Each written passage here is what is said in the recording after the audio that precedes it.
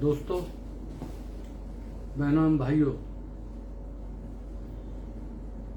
आज मेरे मन में ये आया और हम बैठे हुए थे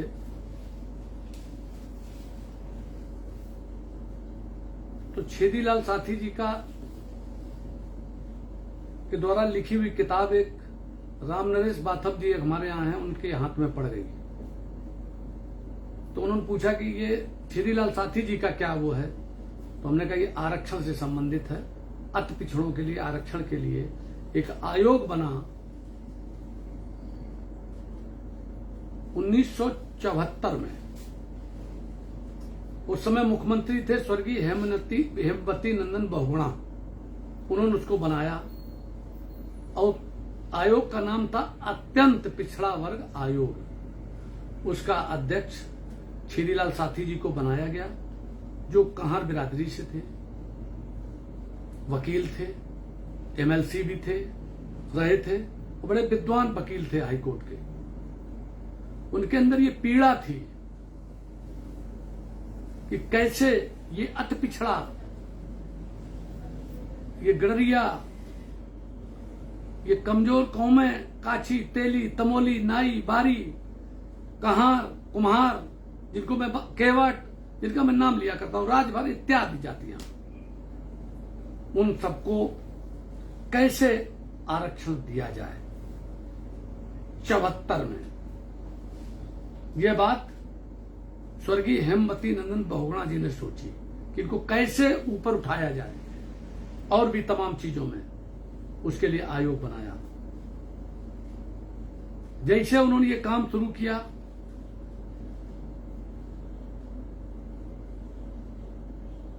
हेमवती नंदन बहुगुणा को मुख्यमंत्री से हटा दिया गया था और उनकी जगह पर नरेंद्र तिवारी जी आ गए। आप लोगों को याद है कि उसके बाद इमरजेंसी लगी और 77 में फिर चुनाव हुआ और जनता पार्टी का शासन आ गया।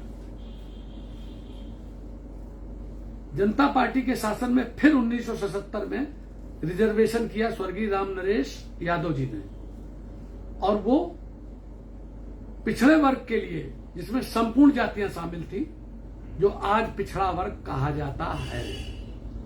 बैकवर्ड क्लास की जो एक सूची बनी, उस सूची में अहीर, आ माने आते जब चलता है आ बा फला, तो उसमें ऊपर होता है और जनसंख्या में भी ज्यादा है, और तमाम जातियों की, जो 2001 तक, जिसमें हमने लड़ाई लड़ी कि मंडल कमीशन का आरक्षण 1970 के आरक्षण और मंडल कमीशन का आरक्षण जो 1994 में हुआ, बाद में लागू हुआ। क्योंकि जब 90 में बीपी सिंह जी ने मंडल कमीशन की संस्तुतियों को लागू किया था और उसके बाद वो सुप्रीम कोर्ट में जब स्टे हुआ और फिर स्वर्गीय सीताराम केसरी जो भुर्जी बिरादरी से थे, बैकवर्ड क्लास के थे, मोस्ट बैकवर्ड क्लास के थे, उनके अंदर बैकवर्ड के बारे में बड़ा दर्द था और नरसिम्हा राव के मुख्य प्रधानमंत्री तो काल में उनको एक हलफनामा लगाना था सुप्रीम कोर्ट में। वो बाद में इंदिरा साहनी केस के मामले में आया। दोस्तों, ये बात जब इन लोगों ने मुझसे कही, पूछा, तो हमारे बेटे ने पूछा, दिनकर प्रताप पाल ने, कि पापा ये क्या है?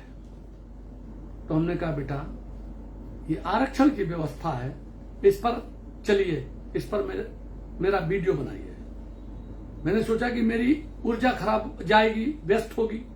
अभी सीधा सीधा जब हमको प्राप्त है कि हम अपनी उसको जो बोलेंगे उसको हम टेप करा सकते हैं, उसका वीडियो बना सकते हैं, ये सुविधा प्राप्त है, ये विज्ञान का युग है, इसका प्रयोग कर सकते हैं।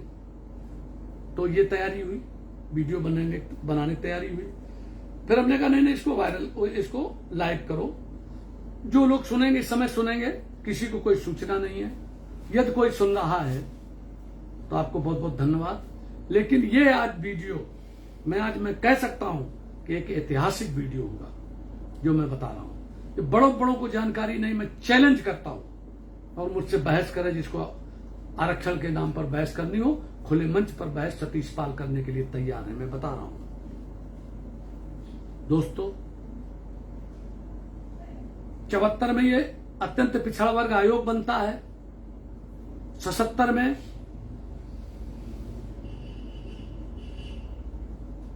स्वर्गीय रामनरेश यादव तत्कालीन मुख्यमंत्री जी इसको लागू करते हैं पिछड़े वर्ग के लिए। 77 में 15% आरक्षण और वजीफा भी देते हैं, और मुझको जो वजीफा मिलता है उस समय का, उससे मैं एक सूट बनवाता हूं, और उस वजीफा से कितने आदमी लाभान्वित हुए। पैसा नहीं था हम लोगों के पास जो अपना एडमिशन करा सके। हमने बहुत से लोगों के एडमिशन कराए, वकालत में उससे हमको मिला। दोस्तों स्वर्गीय रामनरेश यादव को मुख्यमंत्री से हटाया गया चौधरी चरण सिंह साहब ने, इसीलिए हटाया कि तुमने आरक्षण क्यों कर दिया, और उसमें साथ दिया उनका स्वर्गीय मुलायम सिंह यादव ने हटवाने में। ये राजनीति का कारण था। और वोट पड़े हटाने में, जो जनता पार्टी थी उसके विधानमंडल दल में, तो 9 वोट से रामनरेश यादव हारे थे। और इसके बाद फिर स्वर्गीय बनारसी दास गुप्ता जी उसमें मुख्यमंत्री बनाए गए।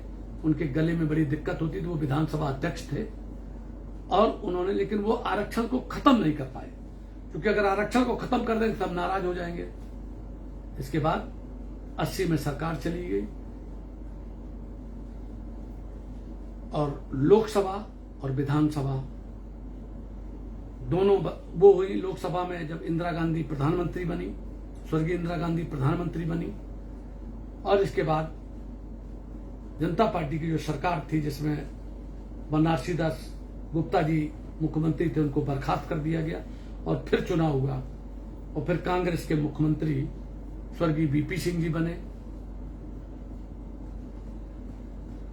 और वीपी सिंह के बाद वीर बहादुर जी आए, और वीर बहादुर जी के बाद नरेंद्र तिवारी आए। सन 85 में चुनाव होता है, और 85 के बाद फिर स्वर्गीय राजीव गांधी जी आते हैं, प्रधानमंत्री बनते हैं। स्वर्गीय इंदिरा गांधी जी की हत्या होती है उन्हीं के आवास पर, उनके सुरक्षा कर्मियों द्वारा उनको मार दिया जाता है स्वर्ण मंदिर के उस पर। इसके बाद राजीव गांधी प्रधानमंत्री बनते हैं, और राजीव गांधी जी जब आते हैं तो भी एक आरक्षण करते हैं। वो आरक्षण नौकरियों के लिए नहीं होता, वो आरक्षण होता है पंचायत के चुनाव में।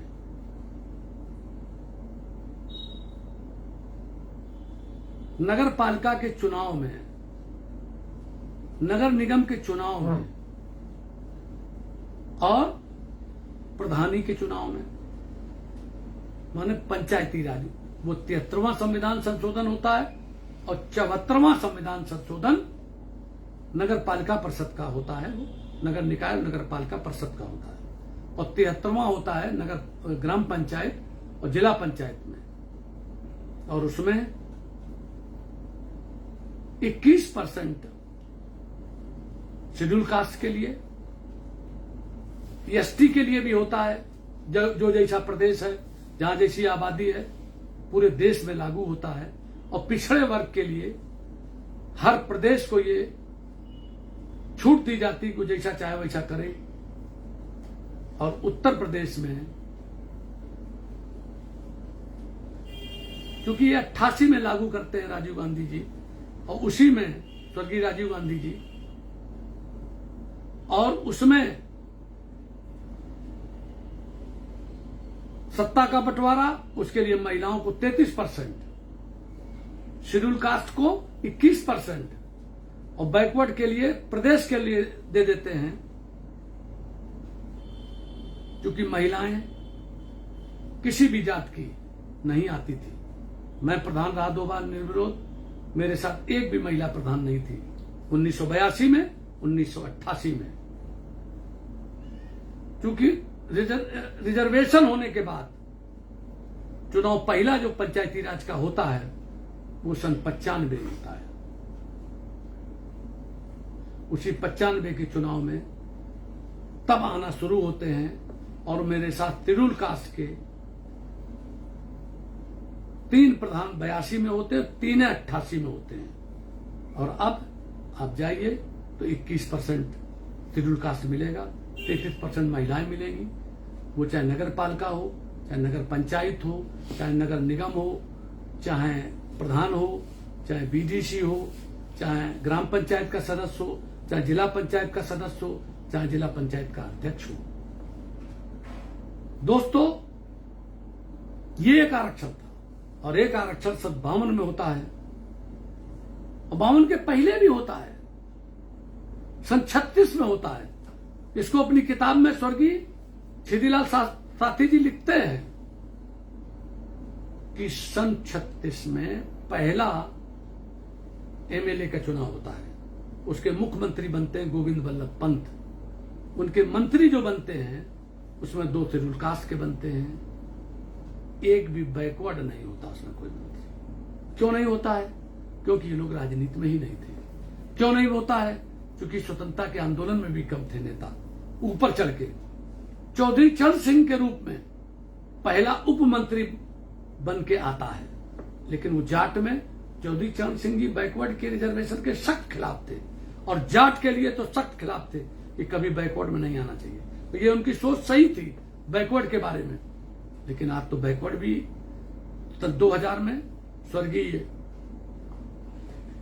राम प्रकाश गुप्ता जी मुख्यमंत्री जी उनको उसमें शामिल कर गए। मैं आज की तारीख में कोई कमेंट नहीं करना चाहता, क्योंकि हर व्यक्ति आज की तारीख में शेड्यूल कास्ट बनना चाहता है और हर जात का बनना चाहता है। ऐसा नहीं है, सवर्णों में बहुत लोग बनना चाहते हैं, क्योंकि ये देश हिंदुस्तान भेड़िया दशान है। यहां मनुष्य की जो स्वभाव है वो बहुत पढ़ा लिखा नहीं है। स्वभाव उसका भेड़ के तरीके से होता है। कहने के लिए तो गड़रिया के लिए कि भेड़ें रखी जाती, गड़रिया हाँकता है, लेकिन दोस्तों यहां सब एक वातावरण बनेगा, उसके तहत आप वोट दे दोगे। कोई सोचता विचारता है? किसको इतनी जानकारी है कि कितने मिनिस्टर थे? अब जब मैं 3 किताबें प्रकाशित कराना चाहता हूं। एक किताब है ये स्वर्गीय छेदीलाल साथी जी की जो रिपोर्ट है, क्योंकि स्वर्गीय छेदीलाल साथी जो कांहर बिरादरी से, तो उनको अमर कर जाएगी। सतीश पाल भी, जो चूंकि मैं आज समाज के कमजोर तबके के लिए लड़ रहा हूं। मैं कहता हूं कि शोषण के विरुद्ध संघर्ष हमारा नारा है। आज भी दोस्तों, मैं आप बहुत गंभीर बात कर रहा हूं आपसे, आज भी गरीब आदमी की पोजीशन बहुत खराब है। आप समझ नहीं रहे हो क्यों खराब है? एक तरफ आप नशा करते हैं, एक तरफ आप झगड़ा करते हैं, पढ़ाई लिखाई में भी आप ठीक नहीं है, आपको ज्ञान है नहीं, आप जानते हैं नहीं, सत्ता में आपकी भागीदारी नहीं है, ब्यूरोक्रेसी में आपकी भागीदारी नहीं है, कोई कलेक्टर नहीं आपका, कोई आईएएस नहीं, कोई आईपीएस नहीं, कोई जो हो भी जाता है उसके अंदर भी वो दिमाग नहीं रहता कि वो सामाजिक न्याय की लड़ाई लड़े। किसके लिए क्या कर सकता है? जब उसका मुख्यमंत्री नहीं है, उसका कोई मंत्री नहीं है, उसका कोई दल नहीं है, उसका कोई जिम्मेदार, कोई बहुत प्रभावशाली वो नहीं है, मंत्री नहीं है, तब तक वो क्या कर सकता है? मैं जानता हूं सब चीजें को। आज जो भी नेता हैं, जिस दल में भी हैं, जो अति पिछड़े के जितने नेता, वो सब पिछलग्गू हैं। कोई भी विचार से कोई भी उसको नहीं है। अगर वो लड़ने का प्रयास करता है तो उसको तोड़ दिया जाता है, और वो टूटने के पहले फिर अपना भाग लेता है। मैं एक नेता का नाम नहीं लूंगा, वो बहुत अच्छी लड़ाई लड़ रहे थे, अभी अभी भाजपा के गठबंधन में शामिल हुए। मैं बहुत लड़ता रहा, राजनाथ सिंह ने बहुत लड़ी, और मैंने उनसे कहा कि मंडल कमीशन में विभाजन कराओ, बताया उनको, समझाया उनको कि इससे भाजपा का फायदा होगा, और हुआ भी। और खूब जब बन गई सरकार तो उसके बाद सब लोग भूल गए। आज मेरी बात हुई राधा मोहन सिंह जो प्रदेश के प्रभारी, उनसे मेरी बात हुई तो उनका तुम टिकट की बात करो, अब सिर्फ हिंदू की बात करो, ये कोई बात नहीं होगी। मैंने कहा मुझे नहीं इससे मतलब है, मैं अंबेडकर की सोच का व्यक्ति हूं। अगर अंबेडकर स्वर्गीय भीमराव अंबेडकर जी अगर इंग्लैंड में न पढ़े होते और विदेश में न पढ़े होते, और उनको उस समय के तहत अगर जो सोलापुर के राजा थे, कोल्हापुर के,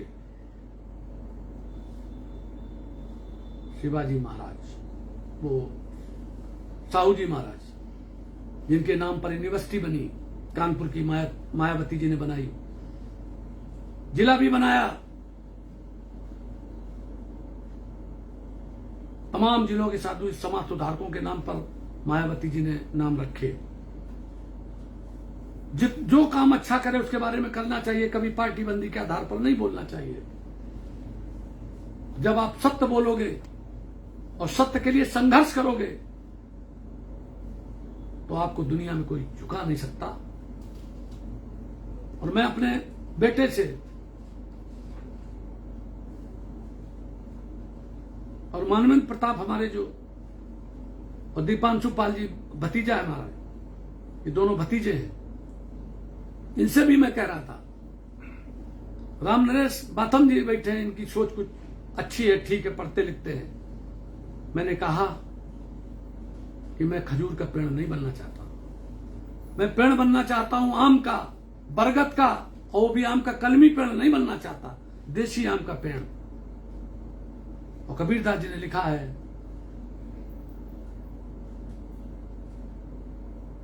कि बड़ा हुआ तो क्या हुआ, जैसे पेड़ खजूर, पंथी को छाया नहीं, अल्लाह गए थे दूर। अरे बड़ा पेड़ जब बनता है, लंबी लंबी डारें, ऊंचाई, तो उसको उम्र लगती है, समय लगता है उसको बनने में, लेकिन सैकड़ों साल, हजारों साल वो छाया देता है, ऑक्सीजन देता है, जिससे आदमी जिंदा रहता है, और खाने वाला फल भी देता है, जो जैसा पेड़ होता है। पीपल का वृक्ष 24 घंटे ऑक्सीजन देता है। इसी तरीके से व्यक्ति को भी चापलूसी करके कोई पद हासिल करना, लोग बहुत कर रहे हैं नेता लोग, लेकिन सतीश पाल आपका बेटा है, आपका भाई है, ये मानव का जन्म दोबारा नहीं मिलेगा। इसलिए मैं चाहता हूं कि मैं सामाजिक न्याय की लड़ाई को अंतिम छोर तक पहुंचा दूं, और वो अंतिम छोर तक तभी पहुंचेगी जब मंडल कमीशन में विभाजन होगा। वो मंडल कमीशन में विभाजन क्यों जरूरी है? क्योंकि जितनी ये जातियां हैं, ये यादव और कुर्मी और जाट के मुकाबले पर और कई जातियां और शामिल कर दी गई हैं जानबूझकर,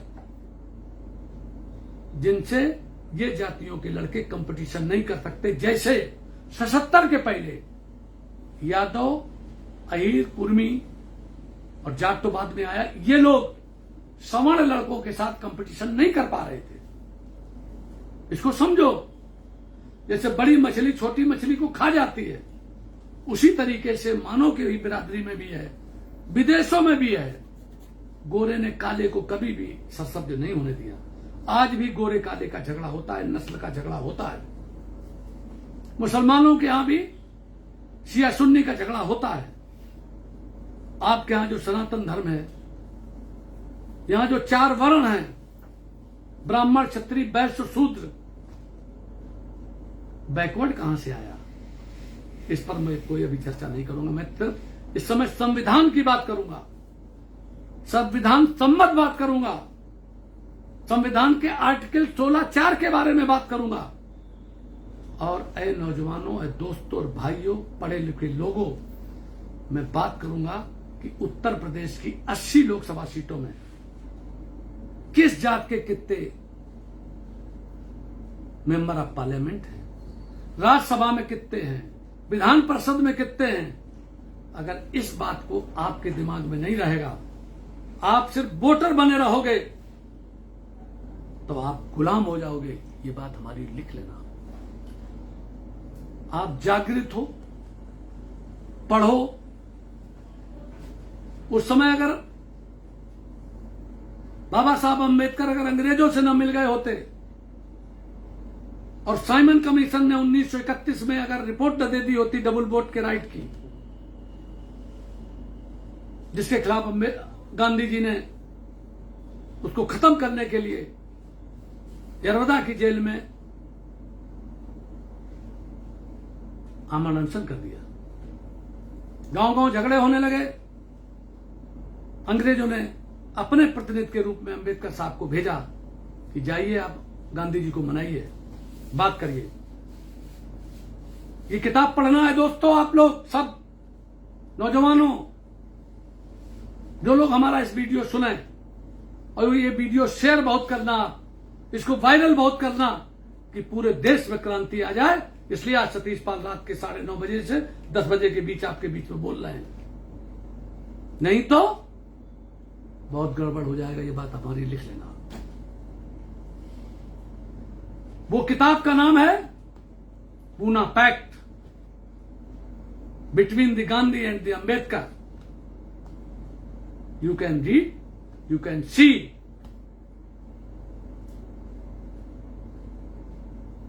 हिंदी में भी है, अंग्रेजी में भी है, उर्दू में भी है। इसको पढ़ना बहुत जरूरी है। आप सब लोग, ऐ शूद्रों, ऐ पिछड़े वर्ग के लोगों, आपको उस किताब को जरूर पढ़ना चाहिए।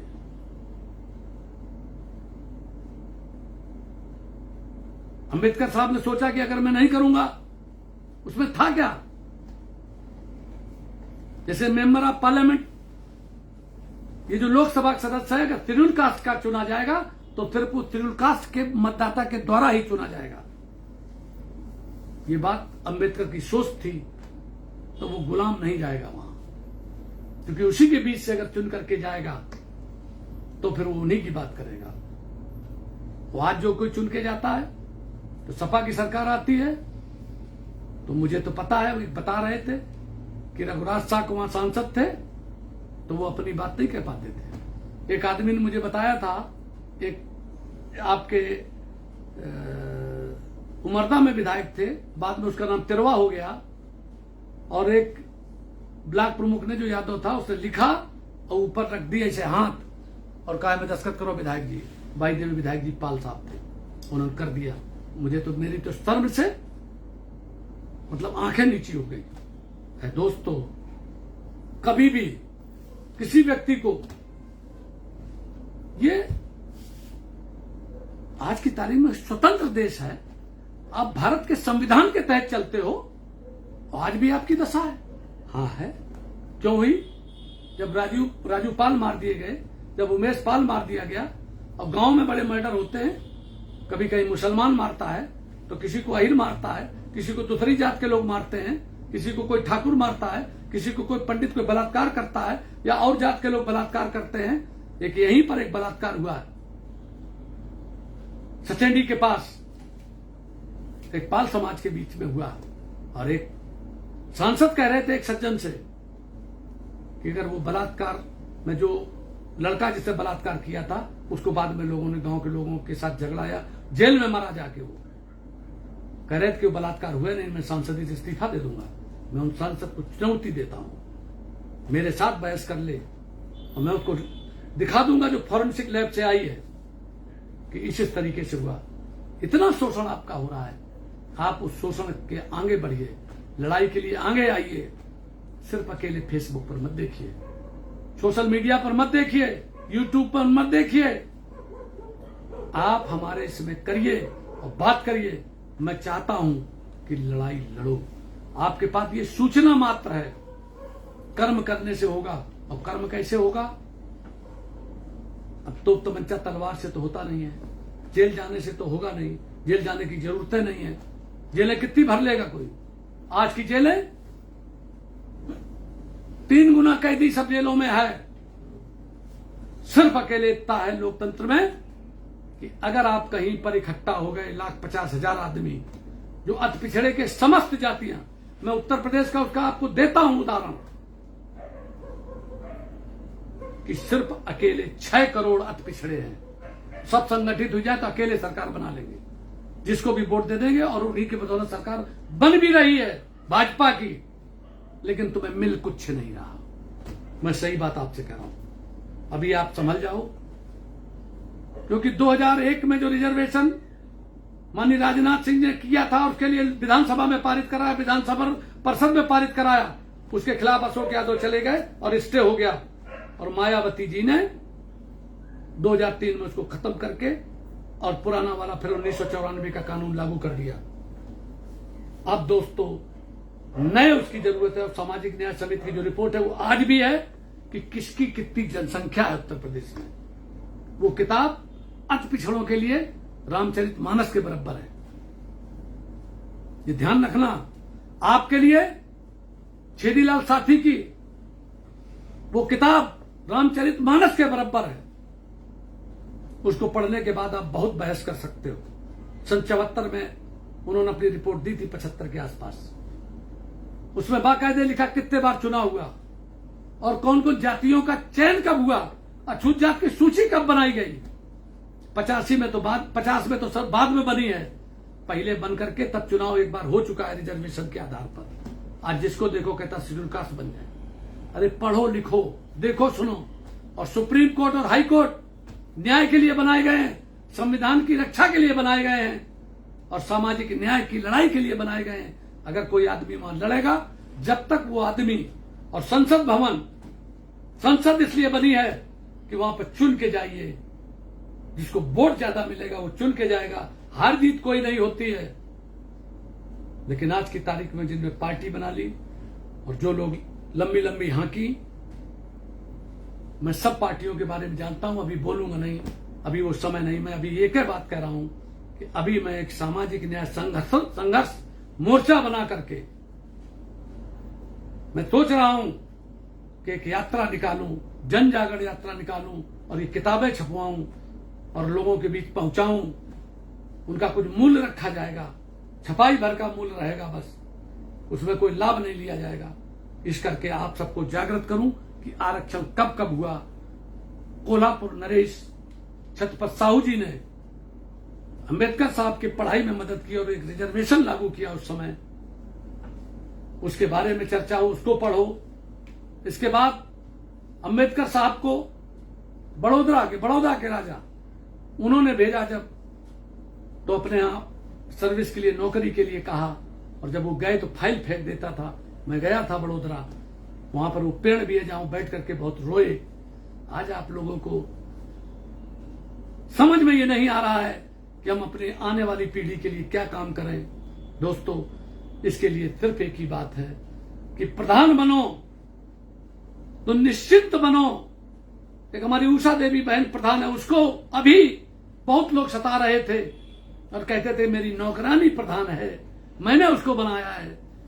आज भी प्रधान कोई जो शेड्यूल कास्ट और बैकवर्ड क्लास का बनता है, उसको भी कई तरीके से सताया जाता है। हर तरीके से बहुत सामाजिक क्रांति की आवश्यकता है, सामाजिक न्याय की लड़ाई की आवश्यकता है, आपस में एक रहने की आवश्यकता है। सब लोग एक होकर के और अपने नेता को चुनो और देश के नेता को चुनो, तभी आप आगे बढ़ सकते हो। 10 बज गया है, 9:30 बजे शुरू किया था। दोस्तों, मैं आज इतने बोल रहा हूं, इतना जरूर आपसे कहूंगा, आज पहली बार मैं आपसे कहता हूं कि इसको सबके पास पहुंचाओ, इस वीडियो को इतना वायरल करो, सबके पास पहुंचाओ कि इसको जरूर पढ़ें और हर आदमी सबको करे, जैसे बैकवर्ड क्लास में और शेड्यूल कास्ट में। और मैंने बहुत ज्यादा लड़ाई लड़ी थी गरीब सवर्ण के लिए भी।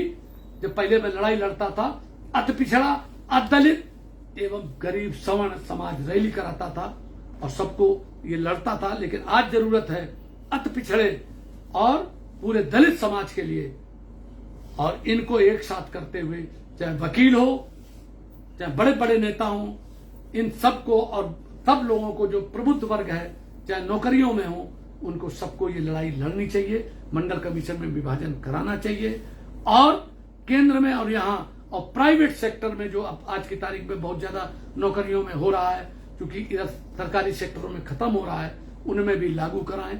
उद्योग धंधे भी लागू हों और जमीनों में पट्टे हों। वन विभाग में बहुत ज्यादा गड़रिया लोग रहते हैं, जो पाल समाज के लोग रहते हैं, उनके मकानात बने हैं, उनको सबको रेगुलर कराने की जरूरत है। ये सब आगे आने वाले समय में आप लोग परेशान होंगे। आज चेत जाओ, आज सुधर जाओ, आज संभल जाओ, तो आने वाली पीढ़ी को ठीक लगेगा। बहुत बहुत धन्यवाद। जय हिंद, जय भारत। सबको बहुत बहुत धन्यवाद।